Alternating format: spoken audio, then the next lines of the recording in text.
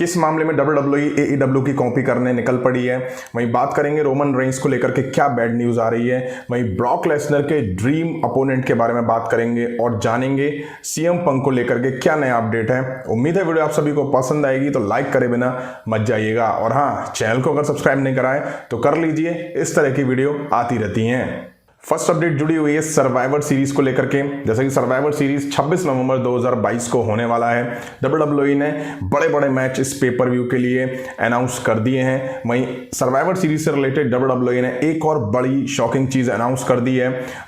WWE ने अपने Twitter handle पर अनाउंस करा है कि सर्वाइवर सीरीज वॉर गेम्स खत्म होने के बाद WWE एक प्रेस कॉन्फ्रेंस ऑर्गेनाइज करने वाली है, जिसमें WWE सुपरस्टार दिखाई देंगे। अब किसी पेपर व्यू के बाद प्रेस कॉन्फ्रेंस करना हम अक्सर AEW में देखते हैं। AEW अपने प्रीमियम लाइव इवेंट्स के बाद हमेशा प्रेस कॉन्फ्रेंस ऑर्गेनाइज करती है, लेकिन WWE में ऐसा बहुत लंबे टाइम बाद हो रहा है कि WWE भी अब सर्वाइवर सीरीज के बाद प्रेस कॉन्फ्रेंस ऑर्गेनाइज करेगी। अब वैसे भी इस साल सर्वाइवर सीरीज का फॉर्मेट ही ट्रिपल एच ने बदल दिया है। अब इसमें हमें वॉर गेम्स देखने को मिलने वाले हैं, ना कि रॉ वर्सेज स्मैकडाउन। उसी तरह सर्वाइवर सीरीज से एक नई शुरुआत होने वाली है, जो कि इवेंट के बाद हमें प्रेस कॉन्फ्रेंस दिखाई देगी, जिसमें WWE के बड़े बड़े सुपरस्टार दिख सकते हैं। अब वैसा उसमें ना हो जैसा कि AEW में सीएम पंक करते हुए दिखाई दिए थे। खैर, देखते हैं WWE केवल इसी पेपर व्यू के लिए ऐसा करने वाली है या आने वाले हर पेपर व्यू के बाद वो प्रेस कॉन्फ्रेंस करेगी। वैसे आपको याद दिला दूं, WWE सऊदी अरेबिया में होने वाले अपने इवेंट से पहले हमेशा प्रेस कॉन्फ्रेंस करती नजर आती है, और रिसेंट में क्राउन जूल सऊदी अरेबिया में जो हुआ था उससे भी पहले हमें शानदार प्रेस कॉन्फ्रेंस देखने को मिली थी। नेक्स्ट अपडेट जुड़ी हुई है रिसेंट में हुए स्मैकडाउन की व्यूअरशिप और रेटिंग से। जैसा कि इस टाइम करंट में WWE में वॉर गेम्स की तैयारियां चल रही हैं। सर्वाइवर सीरीज को लेकर के दोनों ब्रांड में फ्यूड बिल्डअप और हाइप होती हुई दिखाई दे रही हैं। अब रॉ और स्मैकडाउन दोनों को फैंस काफी पसंद करते हैं, लेकिन अगर मैं बात करूं व्यूअरशिप और रेटिंग्स के मामले में तो रॉ कहीं ना कहीं पीछे रह जाती है। वहीं रिसेंट के स्मैकडाउन के एपिसोड में हमें वर्ल्ड कप के 2 क्वालिफाई मैच देखने को मिले थे, जिसमें से एक मैच रिकोशे वर्सेज अली के बीच हुआ था और दूसरा मैच सैमी ज़ैन वर्सेस बुच के बीच देखने को मिला था। वहीं इम्प्रीमियम हमें न्यू डे के अगेंस्ट दिखाई दी थी, जिन्हें ब्रॉन स्ट्रॉमैन ने ज्वाइन करा था। शानदार मैच हमें देखने को मिला था। अब अगर मैं बात करूं व्यूअरशिप की, तो स्मैकडाउन के रिसेंट के एपिसोड की व्यूअरशिप फर्स्ट आवर में 2.146 मिलियन रही। वहीं सेकंड आवर में थोड़ा गिर के 2.107 मिलियन पर आ गई थी। वहीं अगर मैं बात करूं ओवरऑल व्यूअरशिप की, तो ये 2.130 मिलियन रही, जो कि स्मैकडाउन के एपिसोड की बढ़िया व्यूअरशिप देखने को मिली। वहीं इस एपिसोड में ब्लड लाइन और ब्रॉलिंग ब्रूट्स ड्रू मैकिंटायर के बीच तगड़ा ब्रॉल देखने को मिला था, और रोमन रेंस भी इस एपिसोड में दिखाई दिए थे। उन्होंने ब्रॉलिंग ब्रूट्स ड्रू मैकिंटायर की हालत खराब करके रख दी थी। लेकिन हाँ, शॉकिंग मूवमेंट इस एपिसोड में यह था कि केविन ओवंस ने आके ब्रॉलिंग ब्रूट्स और ड्रू मैकिंटायर को ज्वाइन करा था। नेक्स्ट अपडेट जुड़ी हुई है AEW सुपरस्टार सीएम पंक से। अब सीएम पंक और AEW के बीच क्या चल रहा है, किस तरह से इसकी शुरुआत हुई, क्या हुआ क्या नहीं हुआ, वो सब के बारे में मैं ऑलरेडी बात कर चुका हूं। लेकिन आप लोगों को बता दूं, बहुत सारे रूमर्स ऐसे आ रहे हैं कि CM Punk done with AEW, और टोनी खान वैसे भी सीएम पंक का कॉन्ट्रैक्ट बाय करने में लगे हुए हैं, और जैसे ये चीज फाइनल होती है तो मुझे लगता है सीएम पंक वहां से रिलीज हो जाएंगे। अब सीएम पंक को लेकर के एक बड़ी अपडेट निकल के सामने आ रही है।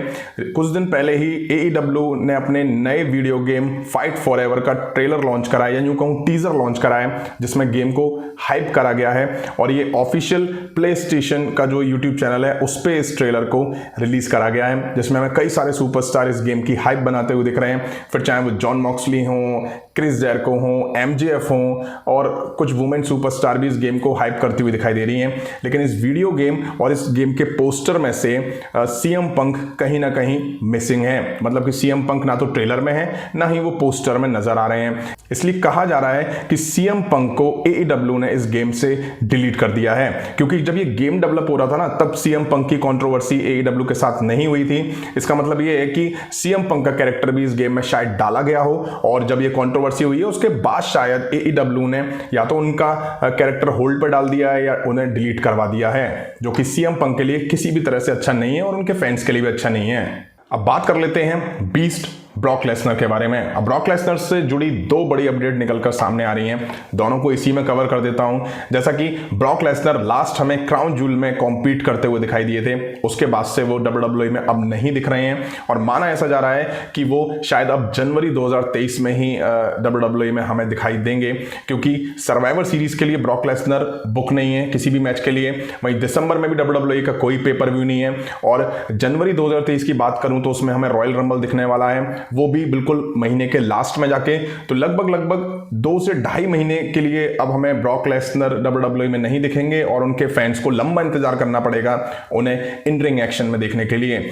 अब सेकंड अपडेट जो कि ब्रॉक लेसनर से जुड़ी हुई है, बात करेंगे ब्रॉक लेसनर के रेसलमेनिया 39 के ड्रीम अपोनेंट के बारे में। आप लोगों को बता दूं, ये श्योर है कि रेसलमेनिया 39 में ब्रॉक लेसनर कॉम्पीट करते हुए नजर आएंगे। वहीं उम्मीद है कि उनको बड़ा मैच यानी कि उनका ड्रीम मैच मिलता हुआ दिखाई दे सकता है। रूमर्स ऐसे हैं कि stone cold Steve Austin WrestleMania 39 में इन रिंग एक्शन में हमें दिखाई दे सकते हैं। जैसा कि इस साल के रेसलमेनिया 38 की बात करूं तो उसमें वो केविन ओवेंस के अगेंस्ट कॉम्पीट करते हुए दिखाई दिए थे। अब वैसे भी स्टोन कोल्ड को रिटायर हुए 19 साल लंबा टाइम हो चुका है, लेकिन अपडेट ये आ रही है कि स्टोन कोल्ड को लेकर के WWE में 2 आइडिया फ्लोट हो रहे हैं। पहला ये कि वो किसी यंग टैलेंटेड सुपरस्टार को फेस कर सकते हैं रेसलमेनिया 39 में, या तो वो ऑस्टिन थ्योरी हो सकते हैं या वो बैरन कॉर्बिन हो सकते हैं। वहीं सेकंड जो आइडिया स्टोन कोल्ड को लेकर के आ रहा है वो ये कि या तो वो ब्रॉक लेसनर को फेस कर सकते हैं या वो जॉन सीना को फेस कर सकते हैं। अब देखिए, मैं अगर अपना ओपिनियन दूं तो मैं बिल्कुल भी फेवर में नहीं हूं कि Brock Lesnar versus stone cold के बीच रेसलमेनिया 39 जैसी बड़ी ग्रैंड स्टेज पर मैच दिखे।